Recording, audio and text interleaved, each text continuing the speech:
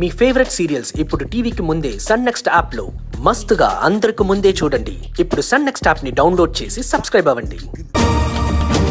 చూడండి, ఆనందికి మంచి జరగాలని తనని మోసం చేసిన వాడెవరో చెప్తే తనకు న్యాయం జరిగేలా చూద్దామని సర్పంచ్ గారితో సహా అందరం ఎంతగానో ప్రయత్నించాం.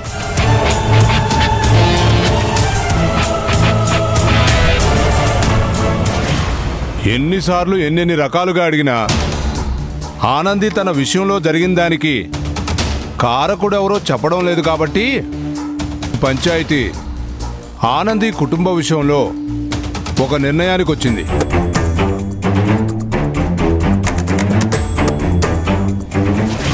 ఆనంది ఇష్టపడి ఎవరితోనో కలిసినందుకు గర్భవతయిందా, లేక ఆనంది చెబుతున్నట్లు తనకే తెలియకుండా తనని ఎవరో పాడు చేయడం వలన గర్భవతి అయిందా?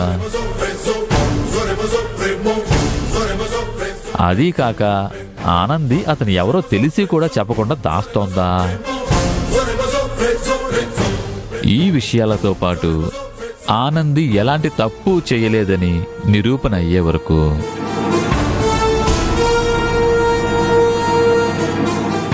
అప్పన్న కుటుంబాన్ని ఈ గ్రామం నుంచి బహిష్కరిస్తూ ఈ పంచాయతీ నిర్ణయం తీసుకోవడం అయ్యింది.